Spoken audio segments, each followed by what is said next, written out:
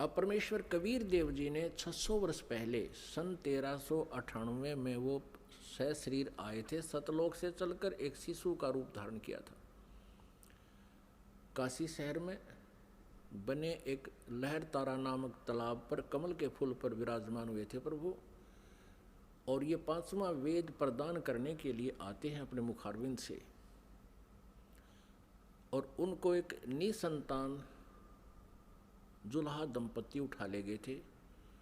जुल्हे के घर प्रभु परवेश की लीला करते हुए बड़े हुए, वही कार्य करके दिखाया जनता को, क्योंकि ऐसी परमात्मा लीला किया करते हैं। वेदों में ऐसा ही लिखा है कि वो परमात्मा आता है प्रत्येक युग में, और ऐसे मनुष्य जैसी एक जीवन मनुष्य जैसे कर्म करके ये लीला करता हुआ अपना निर्वाह करके दिखाता है। ऋग्वेद मंडल नंबर 1 सूक्त नंबर 31 मंत्र नंबर 17 में। तो फिर परमात्मा ने वो वाणी आज से 600 वर्ष पहले अपने मुख कमल से गीता जी अध्याय नंबर 4 के श्लोक नंबर 32 में जिसके विषय में कहा है कि धार्मिक यज्ञों यानी अनुष्ठानों की अत्यधिक जानकारी, विस्तार के साथ सत्य जानकारी, सही जानकारी ब्रह्मणे मुखे, ब्रह्मणे माने सच्चिदानंद घन ब्रह्म, मुखे माने उसके मुखारविंद से उच्चारित वाणी में बिल्कुल विस्तार से कही गई है। वो तत्व ज्ञान है। उसको जानने के बाद फिर सभी कर्म समाप्त हो जाएंगे, यानी डले डोने बंद हो जाएंगे, गलत साधना आप नहीं करोगे।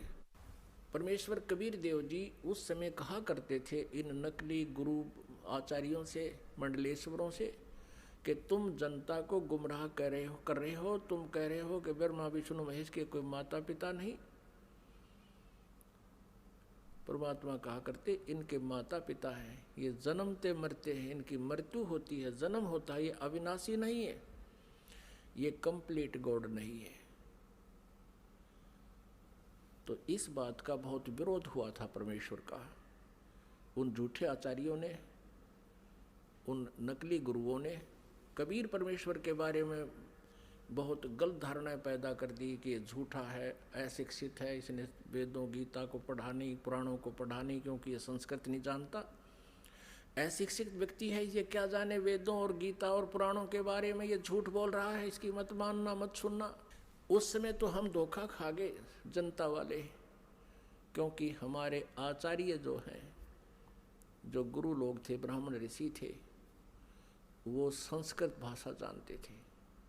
तो हमने ये सोचा कि ये सभी सदग्रंथ संस्कृत भाषा में विद्यमान हैं, लिखे हैं, तो कबीर जी संस्कृत नहीं जानते, क्योंकि ये किसी ब्राह्मण के पास पढ़े नहीं, इसलिए कबीर जी झूठ बोल रहे होंगे। ये हमारे गुरु, ये आचार्य, ये सत्य कह रहे हैं, इसलिए परमेश्वर के उस ज्ञान को हमने स्वीकारा नहीं, और उसी का खामियाना आज तक भुगत रहे हैं। हम भक्ति भी कर रहे हैं लेकिन शास्त्र विरुद्ध कर रहे हैं। हमें ज्ञान भी प्राप्त है, वो परमात्मा का ज्ञान नहीं है। आज से 600 वर्ष पहले परमात्मा ने अपने सच्चिदानंद घन ब्रह्म की वाणी में क्या बोला था, क्या बताया था।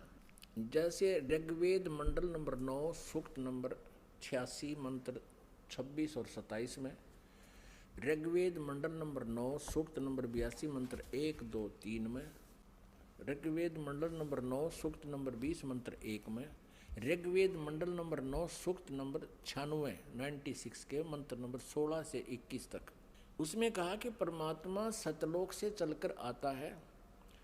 ऋग्वेद मंडल नंबर 9 सूक्त नंबर 1 मंत्र नंबर 8 और 9 में स्पष्ट किया परमात्मा कि वह शिशु रूप धारण करता है, और जब वो शिशु रूप में आता है परमात्मा, तो उसकी परवरिश की लीला कंवारी गायों से होती है, और वो परमात्मा तत्व ज्ञान, यथार्थ ज्ञान को बताने के लिए अपनी प्यारी आत्माओं को मिलता है, श्रेष्ठ वर्णीय आत्माओं को, श्रेष्ठ आत्माओं को मिलता है, उनको फिर तत्व ज्ञान से परिपूर्ण करता है। उसी आधार से परमात्मा जो लीला किया ही करते हैं, उसी तरह करते हुए आदरणीय धर्मदास साहिब जी को मिले। अच्छी आत्माओं में से किन किन अच्छी आत्माओं को मिले? आदरणीय धर्मदास साहिब जी को मिले, आदरणीय मलुकदास साहिब जी को मिले, आदरणीय दादूदास साहिब जी को मिले, आदरणीय नानक साहिब जी को मिले, आदरणीय गरीबदास साहिब जी गांव छुडानी जिला झज्जर हरियाणा वाले को मिले। आदरणीय घीसा साहिब जी, गांव खेखड़ा, जिला मेरठ, उत्तर प्रदेश वाले को मिले।